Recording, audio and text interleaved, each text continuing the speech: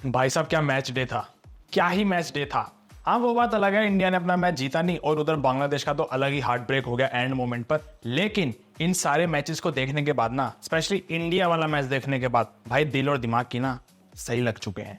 क्योंकि भाई इन रिजल्ट्स के बाद बेचारे इंडिया, बांग्लादेश और सिंगापुर के जितने भी फैंस हैं ना, ये सारे कैलकुलेटर निकालने पे मजबूर हो चुके हैं। क्योंकि किसी को भी ये नहीं समझ आ रहा कि भाई एशिया कप में क्वालिफाई करना कैसे है। क्योंकि इस ग्रुप सी के अंदर भसड़बाजी अब इतनी मच चुकी है ना कि अब यहाँ पर ना भैया पॉइंट्स की मारामारी होने वाली है। हांगकांग अपना मैच जीत गई, ये थोड़ा सा और गलत हो गया। और ऐसे में बेचारी इंडिया, बांग्लादेश और सिंगापुर भी कह लो, ये तीनों फंस चुके हैं। और इनके जो एशिया कप में क्वालिफाई करने के सपने हैं ना, उनको आप ऐसा मान लो एक तरीके से बहुत बड़ा झटका लग चुका है। तो क्या क्वालिफिकेशन सिनेरियो और मैच में क्या क्या हुआ, क्या क्या नहीं हुआ, सारी चीजों के ऊपर अभी करते हैं डिटेल में बात। लेकिन सबसे पहले भाई कमेंट सेक्शन के अंदर जितने भी इंडिया के फैन है भाई, तुम टीम की परफॉर्मेंस से कितना खुश हो, क्या चीजें पॉजिटिव थी, क्या चीजें नेगेटिव थी। बांग्लादेश के फैन भी भाई अपनी टीम की परफॉर्मेंस के ऊपर बात कर सकते हैं, क्या चीजें पॉजिटिव लगी, सारी चीजें अपने अपने थॉट कमेंट सेक्शन में बता सकते हो। साथ में भाई आप लोगों से रिक्वेस्ट है, जिसने भी चैनल को सब्सक्राइब नहीं किया ना, चैनल को भी सब्सक्राइब कर लेगा। आप लोग सब्सक्राइब करते ना तो भाई बड़ा अच्छा लगता है इनको। और सब्सक्राइब इसलिए भी कर लेना ताकि इंडियन फुटबॉल और साउथ एशियन फुटबॉल से रिलेटेड कंटेंट आपके पास आता रहे। ठीक है, अभी देखो भाई सबसे पहले मैं बात करता हूं इंडिया और सिंगापुर वाले मैच के ऊपर। मतलब भाई देखो, मैं सीधा पॉइंट पर आता हूं, मेरे को ज्यादा घुमा फिरा के बात नहीं करनी है।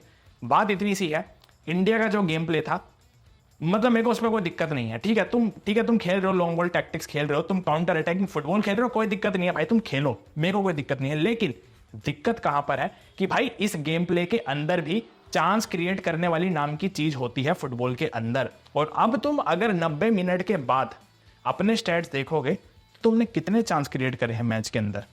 मुश्किल से 2 या 3। और ऊपर से तुम सामने वाली टीम देखोगे सिंगापुर, जिनकी फीफा वर्ल्ड रैंकिंग 160 के आसपास चल रही है। उस टीम के सामने खेलने के बाद 90 मिनट के बाद तुम अपने स्टैट्स देख रहे हो, तुम्हें चांस क्रिएट दिख रहे हैं कि भाई तुमने क्रिएट करा ही नहीं है कुछ, तुम बस लॉन्ग बॉल खेल रहे हो भगवान भरोसे। तो ये कौन से टैक्टिक्स तुम यूज कर रहे हो भाई? वो भी ऐसे मैच के अंदर जहां पे 3 पॉइंट तो हमें हर हालत में चाहिए ही चाहिए थे। और ऐसे गेम प्ले के बाद, काउंटर अटैकिंग गेम प्ले के बाद या फिर लॉन्ग बॉल वाले टैक्टिक्स के बाद भी अगर तुम चांसेस क्रिएट नहीं कर रहे हो ना, तो भाई फिर तुम कुछ गलत कर रहे हो।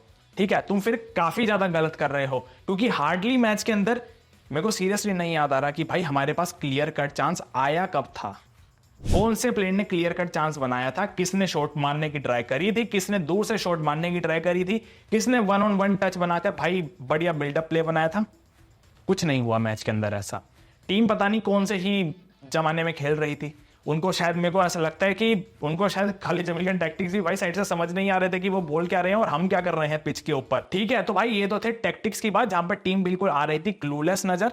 इसके बाद भाई मैं आता हूं संदेश झिंगन के ऊपर। मतलब भाई मैंने अपनी लाइफ में ना पहली बार संदेश झिंगन को ऐसे फालतू के फाउल करते हुए देखा है मैंने। तुम खुद बताओ, तुम एक एक चीज सच बताना भाई, वो जो दोनों फाउल थे, ठीक है, उन फाउल की सेंस क्या थी? संदेश झिंगन को क्या जरूरत थी वो फाउल करने की?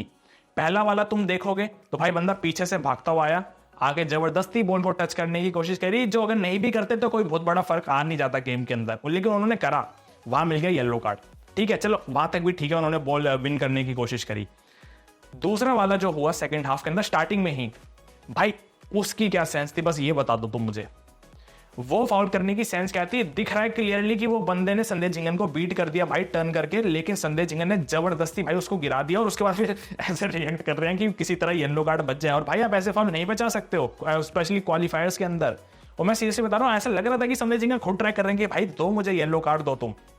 तो ये चीज मैंने सीरियसली नहीं देखी है भाई पहले कभी भी संदेश झिंगन की तरफ से। और बात संदेश झिंगन की नहीं है, सुनील छेत्री के ऊपर मैं आता हूं। भाई देखो, ठीक है, मैं मानता हूं सुनील छेत्री इन टैक्टिक्स के अंदर काम आते हैं, लेकिन अब तुम खुद सोचो।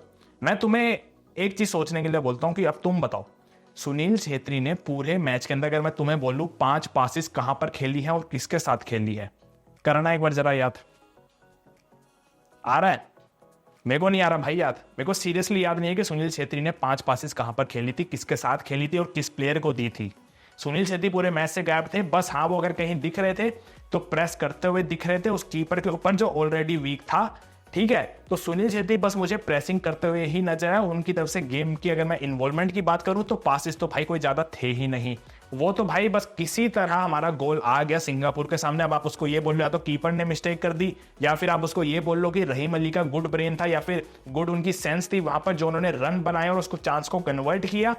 कुछ भी बोल लो, लेकिन अगर इस तरीके का गोल तुम 160 रैंक वाली टीम के सामने तुम स्कोर कर रहे हो, वो भी 90 मिनट में जाके ना, तो भाई फिर तुम गलत कर रहे हो। क्योंकि मैं इंडिया के क्वालिफिकेशन सिनेरियो के ऊपर भी बात कर लूं ना, फटाफट से तुम्हें समझा दूं। भाई देखो, इंडिया अभी करंट में चल रही है 2 पॉइंट के साथ, लेकिन अब दिक्कत क्या हो गई है? दिक्कत ये हो चुकी है कि भाई हांगकांग अपना मैच जीत गई बांग्लादेश से, और हांगकांग उस मैच को जीतने के बाद आ चुकी है 7 पॉइंट पर।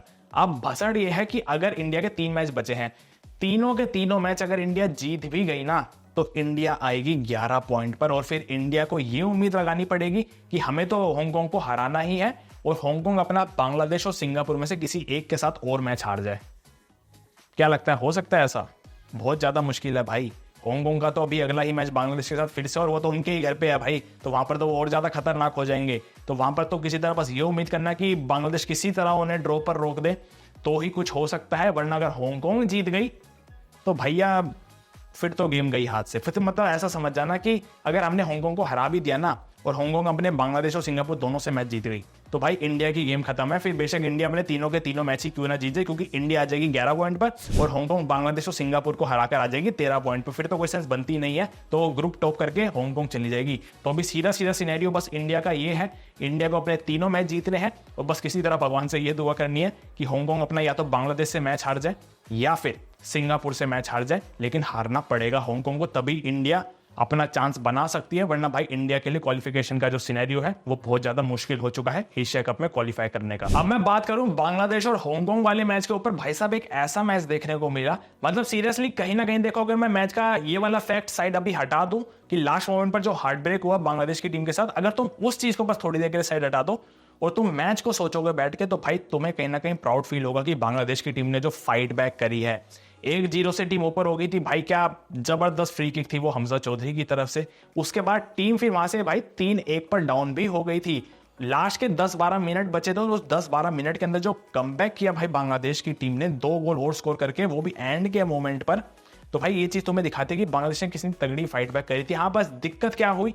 दिक्कत ये हो गई कि भाई उनकी जो डिफेंस लाइन थी ना, अगर उन्होंने कुछ सिली मिस्टेक ना करी होती, एंड के मोमेंट्स पर मैच्योरिटी दिखा दी होती, तो बांग्लादेश ये मैच भाई मैं ऐसा मानता हूं जीत चुकी होती। कहीं ना कहीं उनको डिफेंस लाइन के अंदर आप ऐसा कह लो भाई अपने एक्सपीरियंस प्लेयर्स की कमी हुई है, क्योंकि जहां पर उनको थोड़ा सा मैच्योर रिएक्ट करना था, थोड़ा सा गेम को स्लो डाउन करना था, और काफी चीजें ऐसी भी हुई जहां पर ओपनिंग क्रिएट कर दी डिफेंस लाइन ने खुद से हांगकांग की टीम को। तो अगर ये चीजें ना होती ना, मैं सीरियसली मानता हूं भाई बांग्लादेश इस मैच को जीत सकती थी, क्योंकि अभी भी तुम अगर देखोगे ये मैच भाई बिल्कुल ऐसा था सीसो वाला, कभी ऊपर जा रहा था, कभी नीचे, कभी ऊपर कभी नीचे, और बांग्लादेश ने तगड़ा फाइट बैक दिखाया। हमजा चौधरी भाई देखो, तुम हमजा से ये उम्मीद नहीं कर सकते कि हमजा चौधरी तुम्हें डिफेंस लाइन में भी बढ़िया कर दे, मिडफील्ड में भी कर दे, और फिर अटैक में भी जाके वही गोल कर दे, और लेकिन फिर भी उस बंदे ने करी। डिफेंस में एज अ सेंटर बैक भी हमजा खेल रहे थे, मिडफील्ड में आके भाई सेकंड बॉल्स भी वो विन कर रहे थे, बंदे ने गोल भी स्कोर कर दिया। तो ये चीज एक आ जाती है यहाँ पर। लेकिन भाई इसके अलावा मेरे को ना वो बंदा बहुत इंप्रेसिव लगा जो लेफ्ट फ्लैंक पर खेल रहा था, ज़ैन अहमद, जिसका पहला मैच था। भाई वो बंदा मैं सीरियसली बता रहा हूँ टेक्निकल लेवल पर काफी मेरे को तगड़ा प्लेयर लगा, उसका वर्क रेट काफी ज्यादा हाई था। पहले ही मैच में मेरे को काफी ज्यादा वो बंदा मैच्योर लगा ज़ैन अहमद, मतलब जो उसके रन्स थे, जिस तरीके से वो बार-बार कॉर्नर्स विन कर रहा था, जिस तरीके से वो फाउल्स विन कर रहा था, तो भाई वो बंदा मेरे को लेफ्ट फ्लैंक के ऊपर बहुत तगड़ा प्लेयर लगा है ज़ैन अहमद। और मैं चाहता हूं अभी जो ये अगला मैच आएगा बांग्लादेश का हांगकांग के सामने अवे मैच, भाई वापस ज़ैन अहमद को स्टार्ट करवाना बनता है, क्योंकि जितना मैंने देखा भाई मेरे को तो बहुत इंप्रेसिव प्लेयर लगा। हमजा भाई देखो अगेन हमजा ने अपनी क्लास दिखाई, सब दिखाया, हमजा तो थे ही टॉप में। शमी शोम ने भी गोल स्कोर किया, शमी शोम भी भाई ब्रिलियंट थे, बट ओवरऑल अच्छा मैच था। बट अगर लास्ट मोमेंट्स पर भाई डिफेंस लाइन ने थोड़ा सा मैच्योरिटी दिखा दी होती, तो मैं ऐसा मानता हूं बांग्लादेश ने एटलीस्ट ये मैच तो ड्रॉ कर ही लिया होता, और बांग्लादेश कहीं ना कहीं इस मैच से 1 पॉइंट ले जाना तो डिजर्व करती ही थी। और ऐसे में अगर मैं बांग्लादेश का क्वालिफिकेशन सिनेरियो भी भाई एक्सप्लेन कर दूं ना, तो देखो यार बांग्लादेश के लिए ना बहुत ज्यादा मुश्किल हो चुकी है। अब बांग्लादेश अगर ये मैच ड्रॉ कर लेती ना, तो बांग्लादेश के ड्रॉ करने से भाई 3 टीमों को फायदा हो रहा था। बांग्लादेश को भी खुद को हो रहा था, इंडिया को भी हो रहा था, और सिंगापुर को भी हो रहा था। लेकिन जैसे ही बांग्लादेश ने एंड टाइम पर गोल कंसीड किया, तो उससे बांग्लादेश को भी नुकसान हुआ, उससे इंडिया को भी नुकसान हुआ, और उससे सिंगापुर को भी नुकसान हुआ। बांग्लादेश के लिए तो वैसा सिनेरियो आ चुका है कि अगर बांग्लादेश अपने तीनों के तीनों मैच भी जीत गई ना, तो बांग्लादेश मैक्स जाएगी भाई 10 पॉइंट तक, ठीक है। और फिर उनको उम्मीद लगानी होगी कि हांगकांग भी अपने मैचेस हार जाए, इंडिया भी अपने मैचेस हार जाए, जो थोड़ा सा मुश्किल है, क्योंकि इनमें से कोई एक आधा तो निकलेगा 10 पॉइंट से ऊपर। ठीक है, तो अगर बांग्लादेश ने ये मैच ड्रॉ करा होता ना, फिर ये ग्रुप अभी इक्वल ही रहता जैसा पहले तक चल रहा था, सारी टीमें अभी भी आसपास ही रहती और फिर एंड के मैच तक जाके कुछ भी हो सकता था। लेकिन जो एंड टाइम पर भाई वो गोल कंसीड हुआ ना, उससे बांग्लादेश के सारे फैंस का, कितने लाखों फैंस का भाई हार्ट ब्रेक हुआ है। उससे इंडिया वालों को भी बुरा लगा होगा, उससे सिंगापुर वालों को भी बुरा लगा होगा। अगर कोई खुश हुआ है उस चीज़ से तो बस वो हांगकांग वाले ही हुए हैं, और अभी सबसे फ्रंट रनर बनी हुई है हांगकांग एशिया कप में क्वालिफाई करने के। तो ये बांग्लादेश का ओवरऑल सिनेरियो है, लेकिन स्टिल मैं ऐसा मानता हूँ बांग्लादेश ने काफी अच्छा मैच खेला और एटलीस्ट वो कहीं ना कहीं इस मैच से 1 पॉइंट ले जाना तो डिजर्व करते थे, क्योंकि जो टीम की फाइटिंग स्पिरिट थी वो काफी अच्छी थी मैच के अंदर। तो ठीक है भाई, आज की वीडियो में बस इतना ही। आप लोगों के क्या थॉट्स हैं, जितने भी इंडियन फुटबॉल फैन है या फिर बांग्लादेश के फुटबॉल फैन है भाई, तुम्हारी अपनी अपनी टीम की परफॉर्मेंस के ऊपर क्या थॉट्स हैं, क्या चीजें पॉजिटिव लगी तुम्हें, क्या चीजें नेगेटिव लगी, अगले मैच में किन चीजों के ऊपर काम करने की जरूरत है, सारी चीजें कमेंट सेक्शन में बता सकते हो। और मैं उम्मीद करता हूं तुम्हें वीडियो पसंद आई होगी। वीडियो पसंद आए तो वीडियो को लाइक कर देना, चैनल को भी सब्सक्राइब कर देना, ताकि आगे की वीडियो तुम लोगों के पास आते हैं। तब तक मिलता है अगली वीडियो में अगली कहानी के साथ। जय हिंद।